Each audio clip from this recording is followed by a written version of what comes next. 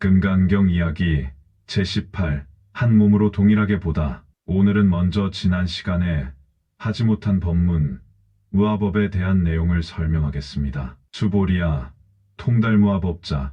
무아법을 통달한 사람은 모든 것에 고정불변하는 실체가 없다고 하는 도리를 통달한 사람은 그 말이다. 이는 여기서 실체를 말한다. 고정불변의 실체, 삼법인의 실체, 즉 재법무상재법무와 열반적정, 이렇게 삼법인이다. 모든 사물과 모든 사건, 일체의 모든 것 부처님까지도 여기에 해당된다. 부처님의 깨달음도 해당되고 풀 한 포기 돌 하나 모두 해당된다. 사람이 하루 동안 일으키는 희비애락, 별별 자질구레한 감정도 이 법이라는 것 속에 모두 포함된다. 제법이란 것에 모두 포함된다는 것이다. 그런데 그것이 실체가 없다는 것이다. 이것이다 하고 고정불변하는 실체가 없다는 이 도리를 통달한 사람은, 이 사람은 정말 진짜 보살이라고 내가 말하겠다. 열애 설명진시보살.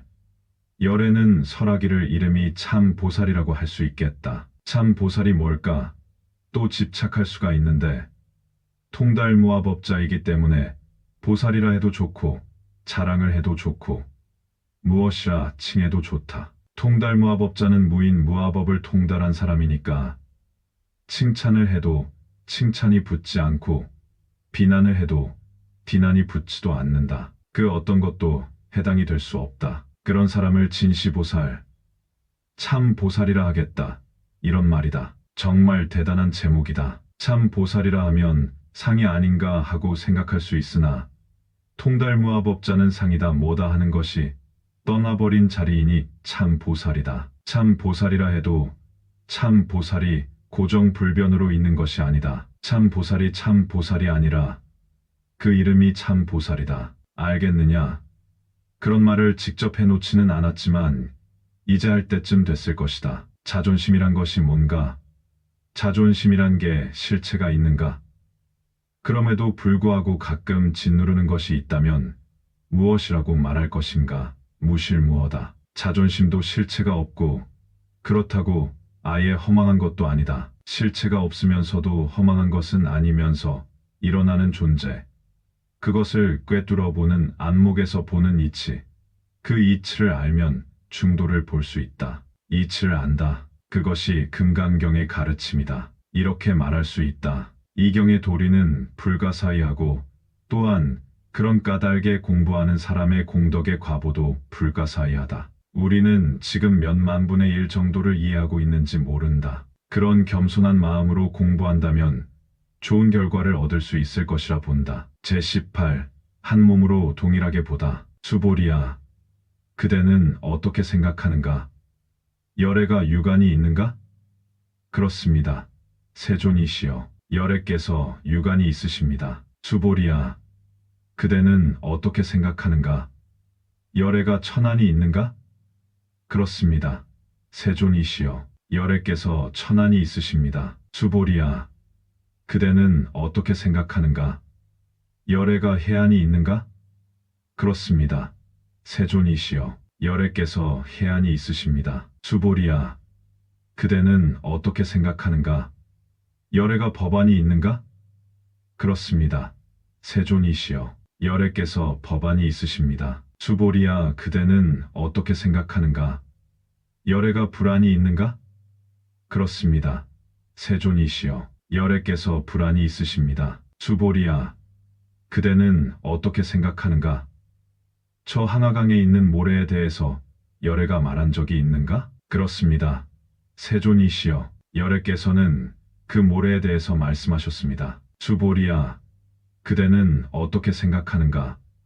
예컨대 저 하나의 한화강에 있는 모래들, 그 모래 수와 같이 많은 한화강이 또 있고 그 모든 한화강의 전체 모래 수와 같은 세계가 있을 경우 이러한 것을 참으로 많다고 하겠는가? 대단히 많습니다. 세존이시여, 부처님께서 수보리에게 말씀하셨습니다. 그처럼 많은 세계 가운데 있는 모든 중생들의 갖가지 마음들을 열애는 모두 다 아느니라. 왜냐하면 열애가 말하는 모든 마음은 다 마음이 아니라 그 이름이 마음일 뿐이기 때문이니라. 왜냐하면 수보리야, 과거의 마음도 찾을 수 없고, 현재의 마음도 찾을 수 없고, 미래의 마음도 찾을 수 없기 때문이니라고 하고 신불가득, 현재 신불가득, 미래 신불가득. 오한, 일체를 함께 보다, 같이 본다. 그런 뜻의 제목이다. 진리의 세계는 결국 하나인 것이고, 그 진리의 세계는 곧 마음을 뜻하는 것이다. 부처님께서는 여러 가지의 눈을 가지고 있으면서 모든 눈을 다 동원해서 봐도 하나의 세계는 그것은 마음의 세계요. 그 마음의 세계는 실존하는 것이 아니다. 공적한 세계, 그 세계를 지금 나타내시려고 한다. 다시 말하자면 중생이어서 마음을 못 찾는 것이 아니다. 설사 부처님의 안목을 가지고도 결국은 마음이란 공적할 수밖에 없다는 것이다. 그 공적한 세계는 어떤 현상으로도 내보일 수 없다 하는 그런 뜻으로서 일체는 곧 공적한 세계, 진리의 세계를 어떤 안목으로든지 같이 볼 수밖에 없다. 무엇으로 봐도 하나로 보인다. 같이 보인다. 이런 뜻이다. 수보리야, 어떻게 생각하는가? 열애가 유유간부, 유간이 있느냐? 유간이라고 하는 것은 우리 얼굴에 있는 얼굴의 눈을 말한다. 그러니까 당연히 그렇습니다. 세존이시여, 열애도 유간이 있습니다. 그렇다면 수보리야, 어떻게 생각하는가? 열애유 천안, 열애가 천안이 있느냐? 그렇습니다. 세존이시여, 열애께서 천안이 있습니다. 천안이라고 하는 것은 육신통을 말할 때 천안통이다. 천안을 가지고 있다고 하는 것은 거리에 관계없이 앞에 종이가 가려 있든지 담장이 가려 있든지 아무 관계없이 마음만 먹으면 보고 싶은 것은 다 볼 수가 있다는 그런 뜻이다. 가려져 있든지 거리가 멀든지 관계없이 신통한 힘을 가진 것이 천안이다. 수보리야, 어떻게 생각하는가? 열애가 해안이 있느냐? 지혜의 눈이 있느냐? 중요하다. 신통의 눈, 천안의 눈보다 훨씬 더 중요한 것이 사실 해안이다. 그렇습니다. 세존이시여, 열애, 유해안입니다. 해안이 있습니다. 불교에서 많이 주장하는 것이 해안이다. 특히 금강경 공부 중에 해안이 더욱 그렇다. 요컨대 산 너머에 뭐가 있고 벽 뒤에 뭐가 있는가를 보는 것은 그렇게 중요한 것이 아니다. 남의 일, 그것을 보면 뭐 하겠는가. 지혜의 눈을 갖추는 것이 무엇보다 우선하는 것이다. 인간의 모든 문제는 지혜가 있음으로 해서 해결이 가능한 것이고 또 지혜 있는 사람에게는 문제가 생기지도 않는다고 본다는 것이다. 예를 들어 우리 육신이 공한 줄 알고 또 육신은 육신대로 우리가 인정할 줄 아는 그런 것이 바로 해안, 지혜의 눈이다. 그리고 현재 내가 알고 있는 나라는 것과 내가 가지고 있는 모든 것들도 예를 들어 알고 있다는 힘이 있는 동안만 나는 나의 것이지. 그 인연의 힘이 닿을 때 나도 나의 것도 모두가 다 뿔뿔이 흩어진다는 사실. 이런 것들을 아주 여실하게 아는 그런 눈을 해안이라고 그런다. 이야기하자면 계절이 이렇게 봄이 오고 또 여름이 오고 가을이 오고 가을이 가면 겨울이 오고 봄에는 온갖 꽃들이 피고 가을이면 낙엽이 곱게 물들어 떨어지는 이러한 자연의 현상을 우리가 경험을 통해서 익히 알듯이 우리 인생사, 나와 관계되는 모든 일들도 또한 인연에 의하여 그렇게 흩어지고 또 인연이 생기면 또 새롭게 새로운 인연이 출발하는 것이다. 이런 이치로 자연을 보듯이 그렇게 환히 보듯이 그런 것이 지혜의 눈이라고 할 수 있다. 그래서 불교는 부처님의 깨달음을 우선으로 한다. 그러면 부처님은 무엇을 깨달았느냐라고 할 때 어떻게 대답할까? 연기의 도리를 깨달았다. 인연의 도리를 깨달았다라고 표현할 수 있다. 그래서 12인연을 깨달았다.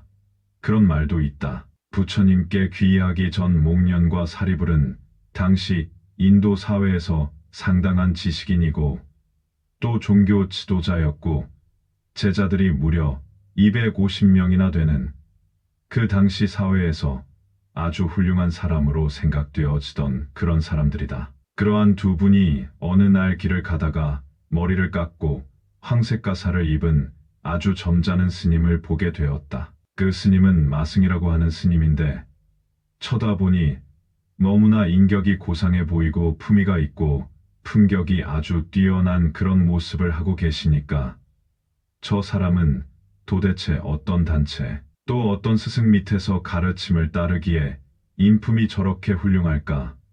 멀리서 보고도 그런 생각을 하게 되었다. 그래서 두 사람이 뛰어가서 당신은 보아하니 보통 사람들과 행색이 다릅니다. 당신은 도대체 어떤 스승을 모시고 계시며 그리고 어떤 가르침을 공부하기에 당신의 모습이 그렇게 특이하고 품격이 그렇게 높아 보입니까? 세존이신 석가모니 그분의 가르침을 공부하고 그분의 제자들이 하고 있는 모습을 닮아서 그렇습니다라고 하니까 목련과 사리불이 그런 분이 계시냐고 그러면 그분은 어떤 가르침을 전해주느냐고 그분의 가르침을 좀 아는 대로 가르쳐 달라고 하였다. 마승 스님이 저는 초보자라서 사실은 잘 모릅니다.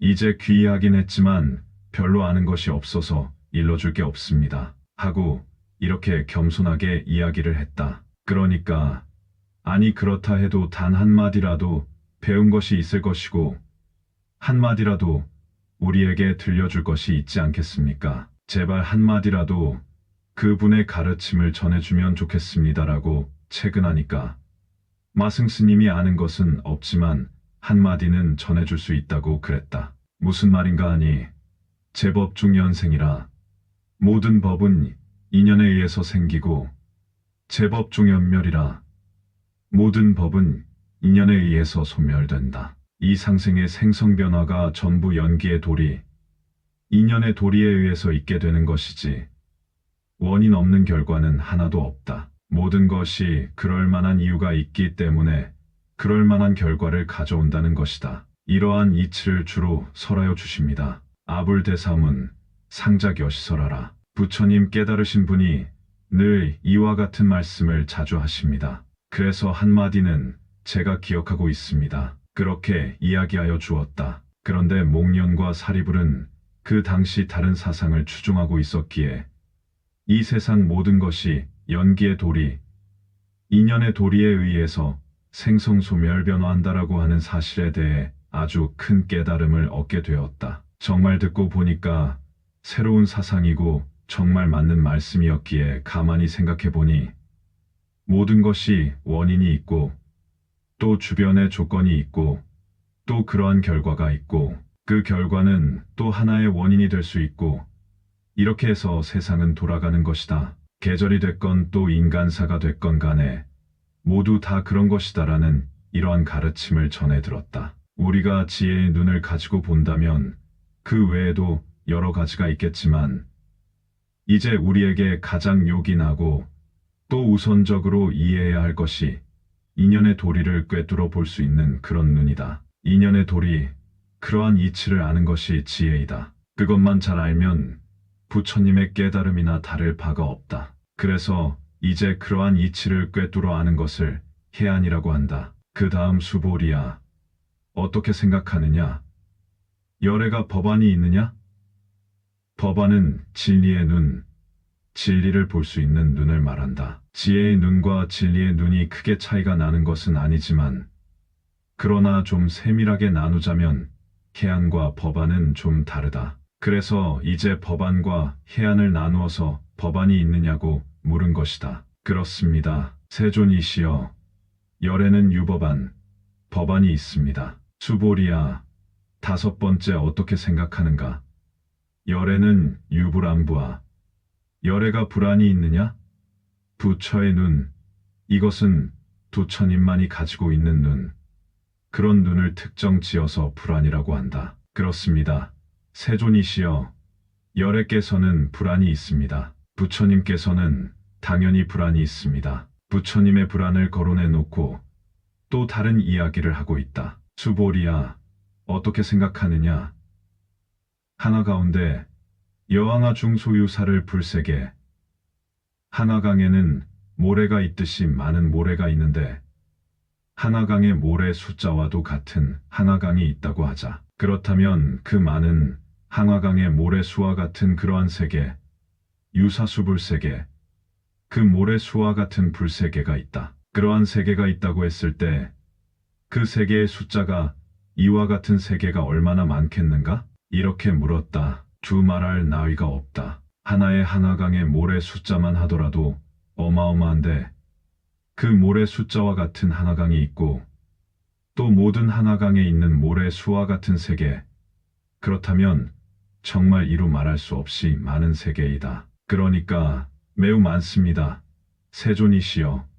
이렇게 대답한다. 그렇게 많은 숫자를 얘기하고 계신다. 수억만이라는 그런 말을 가지고는 표현이 되지 않으니까 그렇게 말한 것이다. 그와 같은 그러한 국토가 있다고 할 때 그런 국토 중에 있는 모든 중생들의 별별 마음들은, 그러니까 예를 들자면 보통 사람들이 하루에 3천 종류의 마음을 일으킨다라고 했을 때 그 사람이 일생을 통해서 얼마나 많은 마음을 일으키겠는가?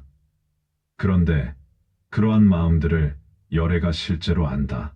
다 안다. 그렇게도 많은 중생들의 마음 세계이지만 그 오한을 통해서 어떤 눈으로 보든지 동일하게 한결같이 치우침이 없이 똑같이 본다. 그런 의미가 되는 것이다. 어떻게 해서 열애가 다 안다고 하는가?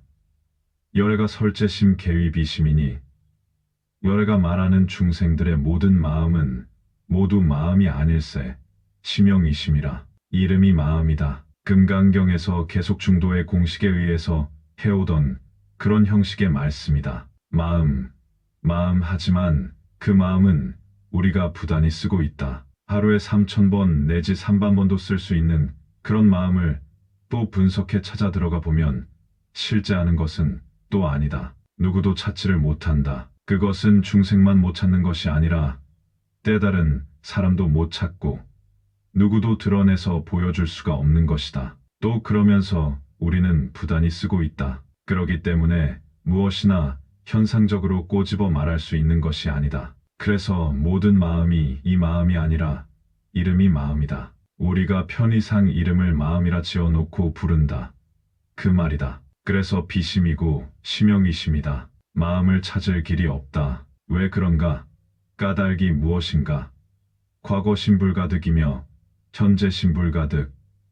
지금 현재 쓰고 있는 마음. 이제까지 그동안의 마음 작용은 있었지만 그 마음은 찾을 길이 없다라는 것이다. 누구를 미워했든지 누구를 예뻐했든지 어떤 마음이든지 간에 그렇게 썼으되 그 마음 찾으려면 찾을 것이 없다. 현재 심불가득. 현재의 마음을 찾을 길 없어. 미래 심불가득. 미래의 마음 또한 찾을 길 없어. 그러기에 마음이다. 그 이름이 마음이다 하는 것이다. 육신도 마찬가지다. 육신이 육신이 아니다. 그 이름이 육신이다. 육신은 지금 우리가 모두 하나씩 가지고 있지만 이 또한 분석해 들어가 보면 알맹이가 없다. 실체가 없다. 이 말은 어지간히 상식을 갖춘 사람은 다 이해를 할 것이다. 예를 들어 실체가 있다. 고정불변하는 실체가 있다라고 하면 죽지도 않아야 하고 늙지도 않아야 하고 자라지도 않아야 하고 태워도 타지 않아야 하고 썩지도 않아야 한다. 그런 차원으로 실체를 이야기하는 것이다. 마음이 변하듯이 마음도 고정불변하는 것이 없듯이 육신도 마찬가지다. 명예나 돈이나 우리 마음에 일어나는 온갖 희노애락, 분노, 84,000번 내도 사실은 실체가 있는 것이 아니다. 금방 일어났다 사라지고 또 새로운 것이 생기고 끝없이 밀려오고 스쳐 지나가고 그렇다. 또 어떤 감정이란 것도 과거에 좋았던 시절이 흘러가서 지금은 없고 기억하기 싫은 정도로 안 좋았던 세월도 지금은 지나가고 없다. 실체가 있는 것이 아니다. 그러기에 중요한 대목의 가르침이다. 결국은 모든 것은 마음이 만든다. 불교에서 엄필칭 일체유심조라 한다. 그 위대한 말임에도 불구하고 그 말의 실체를 찾으면 찾을 길이 없다. 과거 심불가득, 현재 심불가득. 어느 마음도 그 꼬투리 하나 찾을 길이 없다. 정말 대단한 안목이다. 모든 것은 마음이 근본인데 근본 위에 건립된 온갖 희노애락의 감정, 그 마음으로 인식하는 세계는 더 말할 나위가 없이 일체 부정하는 것이다. 불교의 원리를 보면 모든 것을 마음이 만들었다고 하는데, 그렇다면 마음이 있을 것인데 찾을 길이 없으니 마음 위에 건립된 이 세계, 모든 것 역시 불가득이라 찾을 길이 없는 것이다. 실체가 없다는 것이다. 이 대목에 대해서 옛날 많은 조사 스님들의 법문이 있다. 또한 이 대목 때문에 아주 큰 조사 스님의 이야기거리를 남겼고, 이것이 인연이 되어 깨달음을 성취했고 부처님의 법을 알게 되었다. 덕산 스님이라고 계신다. 성가에서 덕산 스님은 주장자를 가지고 사정없이 사람을 잘 후들겨 때리고, 임재 스님은 걸핏하면 고함을 치신다. 덕산방 임재할 그런다. 우리나라 스님들께서도 법문하실 때 하를 하시는 것은 다 임재 스님의 가풍을 이어서 하는 것이다. 덕산 스님은 본래 강승이라 강의를 하는 스님이다. 서촉이라는 지방에 있을 때 금강경을 강의하고 계셨는데, 조중에서 말하되 금강경은 선종을 비유하는 것이다라고 하였다. 그런데 선종은 후득지, 말하자면 수련을 통해서 얻어지는 지혜이다. 우리가 본래 갖추고 있는 지혜를 근본지라 하는데, 후득지는 반대 말이다. 후득지 가운데 천겁을 부처님의 행동거지를 배우고 또 만겁을 또 부처님의 미세한 행동을 배워야 한다. 그런 후에 성불한 하니, 그런데 저 남방의 마구니 새끼들은 즉심즉불이라 한다. 이 마음이 부처라고 한다. 이렇게 떠들고 있으니 그 소리를 전해 듣고 화가 머리끝까지 나서 금강경소초, 자기가 쓴 논문을 짊어지고 성이 나서 남방에 가서 내가 그 마구니들을 쳐부수겠다. 그래서 남방 새끼들을 깨트리겠다 하고 남쪽으로 떠났다. 처음 풍지라는 땅에 도착하니 모상에서 한 노파가 기름떡을 팔고 있었다. 마침 점심때가 되어서 배가 고프던 중 그 떡을 사서 요기를 하려고 마음을 먹었다. 그래서 그 노파에게 떡을 좀 팔아라고 했다. 그 노파가 쳐다보니 스님이 한가득 짐을 짊어지고 있기에 지고 다니는 게 뭡니까? 라고 물었다. 스님, 걸망 속에 무엇이 그렇게 많이 들어 있습니까? 하니 덕산 스님이 말하기를, 금강경소초요. 금강경에 대해 내가 저술한 것을 짊어지고 다닙니다. 노파가 말하기를, 나에게 하나의 질문이 있소. 만약에 스님이 답을 한다면 이 기름떡을 내가 맛있게 구워서 보시에서 스님께서 점심으로 드시게 하겠거니와, 만약에 스님이 답을 못한다면 딴 곳에 가서 사 잡수시오 하였다. 금강경에 대해서는 내가 박사인데 옳지, 잘됐다. 그렇지 않아도 입이 근질근질하던 참인데 공짜로 떡을 얻어먹을 수 있을 것 같으니 그분이 극에 달해 있었다. 노보살이 묻기를, 금강경에 이르기를 과거심 불가득이며 현재심도 불가득이며 미래심도 불가득이라 하니, 스님께서는 어느 마음에 점을 찍으려고 하십니까? 과거심, 현재심, 미래심 어느 마음도 찾을 길이 없다고 하는데 어느 마음에다가 점을 찍어야 합니까? 이렇게 물었다. 도대체 이런 질문은 어느 경에도 대답이 없고, 아무리 자기가 금강경 공부를 많이 했더라도 이런 말은 듣도 보도 못한 것이다. 그래서 그만 땀을 뻘뻘 흘리며 대답을 못한 것이다. 당시 그 마을에 노보살의 실력이 그 정도였다. 이것은 언어 문자를 떠난 질문이었다. 어떤 이론이나 논문으로도 설명이 되지 않는 것이다. 아무리 8만 대장경을 다 외워도 대답을 못하는 것이다. 마음이 밝아지지 않으면, 뭔가 눈이 열리지 않으면 이것은 대답하지를 못한다. 그래서 대답이 없거늘 점심 드실 생각하지 말고 내가 여기 좋은 스님 한 분 소개할 테니 저기 용담 스님이라는 스님을 한번 찾아가 보시오. 그 스님은 조금 소문이 나서 뭔가 아는 것 같습니다. 이렇게 용담 스님이 계시는 곳을 가르쳐 주었다. 용담 스님이 계시는 절문에 들어서면서 노보살에게 한 방 얻어맞았는데도 워낙 기계가 있는 분이라 창피한 생각은 어디 가버리고 큰 소리를 떵떵 치는 것이었다. 일찍이 용담을 들었다. 오랫동안 내가 용담이라는 스님의 얘기를 듣고 내가 여기에 왔는데 물도 없고 용도 안 나타나니 이게 어찌된 노릇인가. 용담이라고 해도 아무것도 아니구나 하는 뜻으로 말한 것이다. 그러니 용담 스님이 저 병풍 뒤에 있다가는 몸을 일으켜서 말씀하시기를 좋다.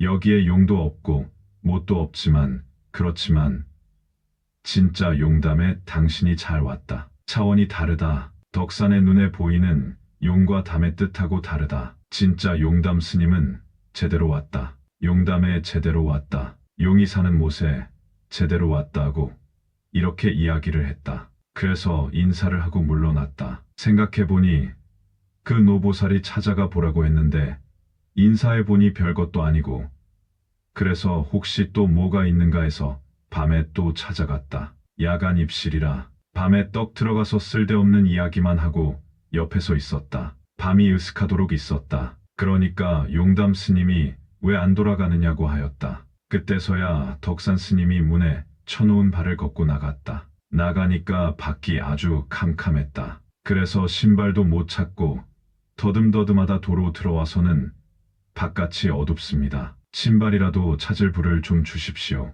하였다. 그러니 용담 스님께서 초에다 불을 붙여 덕산 스님에게 주었다. 그 촛불을 덕산 스님이 받자 용담 스님이 그걸 입으로 확 불어서 꺼버렸다. 화나던 것이 다시 캄캄해져 버렸다. 그 순간 덕산 스님이 크게 깨달았다. 참으로 오매불망 그리던 것이 화련대오라. 수행하는 사람들이 언제 한번 화련대오 하나 이렇게 생각한다. 꼭 참선을 해서만 화련대오가 아니다. 조그만 계기에 덕산 스님은 완전히 깨치신 것이다. 과일을 말하자면 완전히 익었다. 물론 경전 공부는 많이 했다. 바람만 살짝 불어도 다 익어서 툭 떨어지는 그런 상황에 이른 것이다. 말하자면 공부를 하더라도 아주 열심히 하면 그런 상황이 될 것이다. 화련대오, 덕산 스님의 크게 깨달았다. 그런 뒤에 예배를 하니까 용담 스님이